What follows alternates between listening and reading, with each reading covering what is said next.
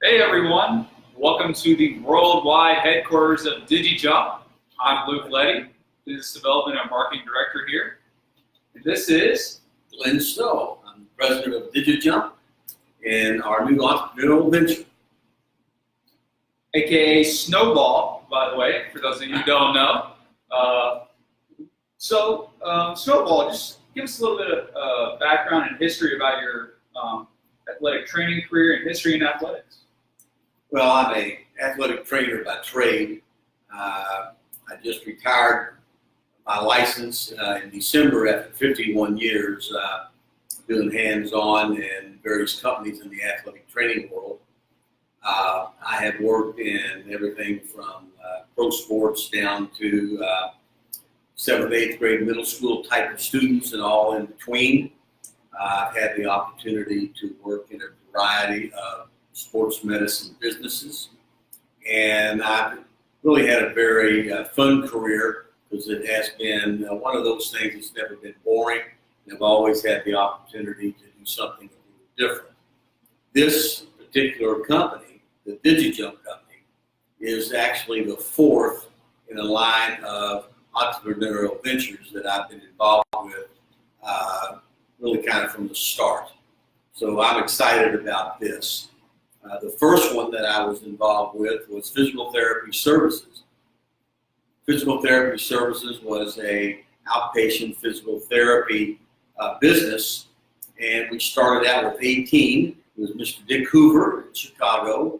That ended up over about a 4 or 5 year period of time being 118 sites, and we were all over the United States and Puerto Rico, and then that was sold to Baxter International out of Chicago.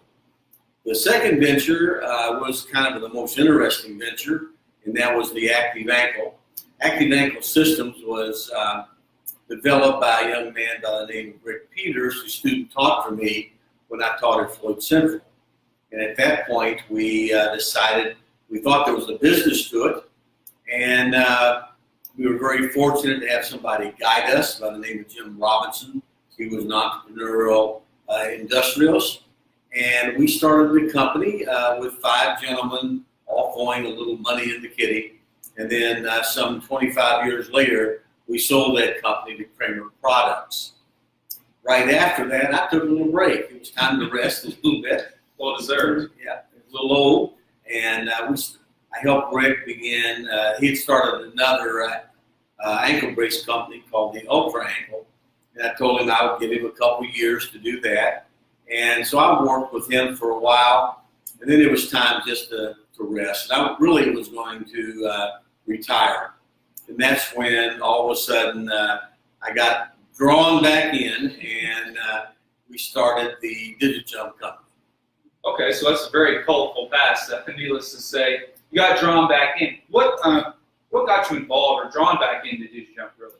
Well, I had really no intention of going back to work. I knew I wanted to do a little something.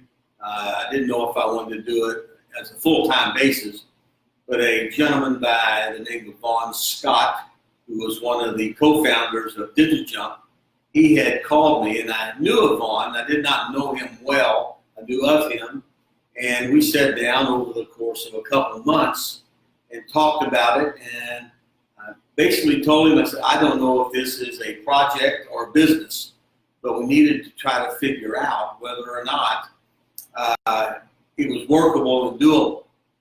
So I said, I will help you, and we'll just get a feel for what we might be able to do. At that point, I started calling in some of my friends and some people I didn't even know very well from all different walks of athletic life, everything from strength and conditioning coaches, the athletic trainers who might have been in pro basketball, football, major college, high school. We tried to bring them all together, and I really didn't try to guide them. I said, this is what it is. What do you think? Is there legs on this project? We had nobody say it was a stupid idea or that there was not merit to it. So we decided, Bob decided that I was coming to work, and we decided to go ahead and move forward. that led from a 2 or 3 day a week venture now to a mostly about a 5 day a week venture. And we started the company and trying to figure out what we needed to do to make this a real company. You got to realize there was no phone, no office, no post office box, no nothing. We had a machine that we thought had merit to it. So with the help of our partner, ERL, and Vaughn, we now have the worldwide headquarters in one street here. And a year later, we hired our first person, and that is Luke Letty, who is a IU graduate, former swimmer at IU, and we have started business and started the business of marketing the DigiJump to various and sundry entities. Okay.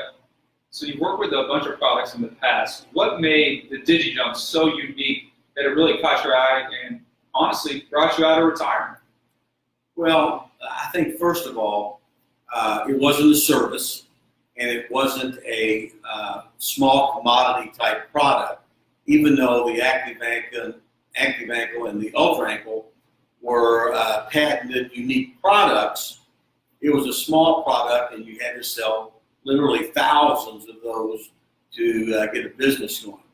With the DigiJump that we have here, it's an 800-pound gorilla, and it's a different way of looking at things, and it had multiple uses, whether it be cardio or whether it would be strength and conditioning with resistance bands, or maybe some of our tests for the concussion protocol.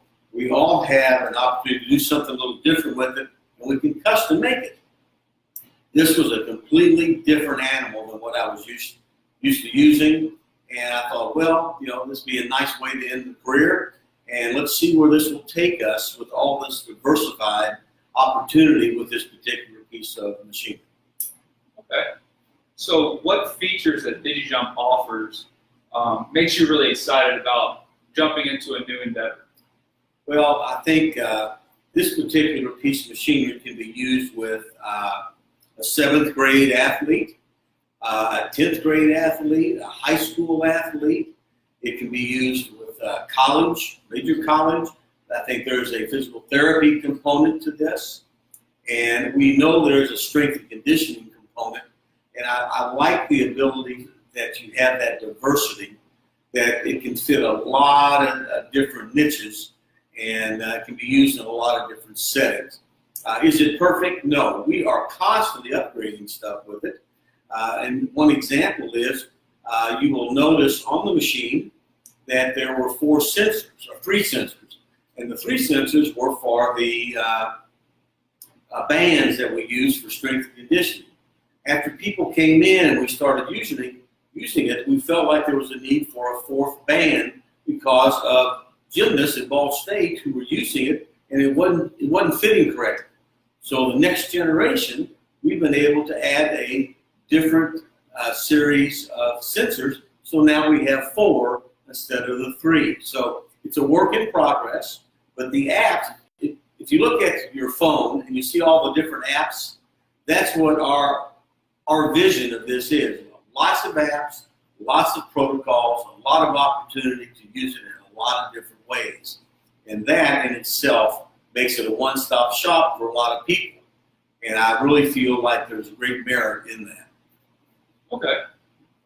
You mentioned Ball State. Where currently are the DigiJumps at? Well, Ball State University bought the first one. He happened to be one of the individuals who I asked to come down and look at the machine, give me merit. His merits of what we thought it might do. And the next thing I know, he wanted the first one. So we have sold Ball State University one of these, and they're using it in their Worthen Arena facility. And they've also bought a second that they can use for the variety of athletic teams that they have. I know right now they played around with it for 3 or 4 months, but as school is now starting, we're looking at doing some things, of course, with football and with volleyball and some of the fall sports, and then working our way into the rest of the seasons. I was very pleased that they took a leap of faith, and I think they're going to find that it's going to be very worthwhile.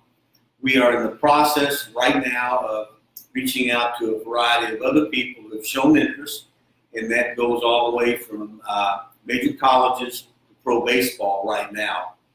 We've really only attended 2 shows, 2 conventions where we were able to, in some fashion, display our wares. And I think that is going to, once we get more out there, I think people are going to kind of say, hey, there's something to this. We'd like to see it. So we've got a list of about 30 other schools and teams that we want to work with and who have shown some level of interest. Now it's our time to get with them and try to work things out. A little road trip, a little travel, some travel for them to come in to get on the machine.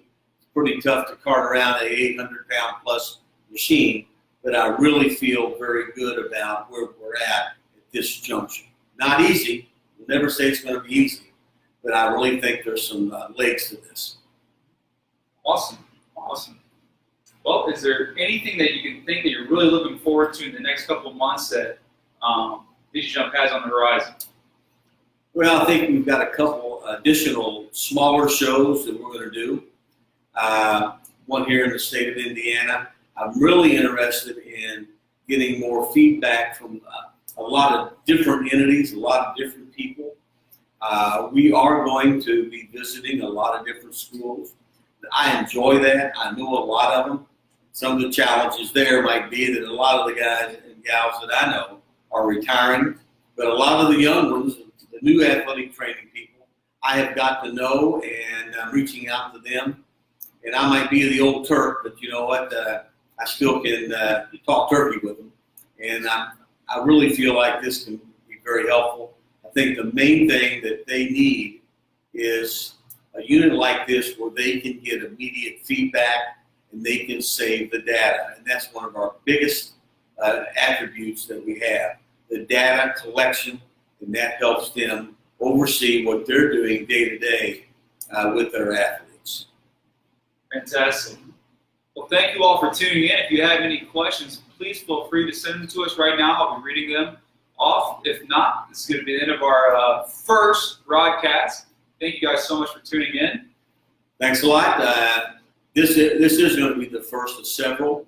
I'm looking forward, not just for me to be on the screen, but we'll have some guests come in.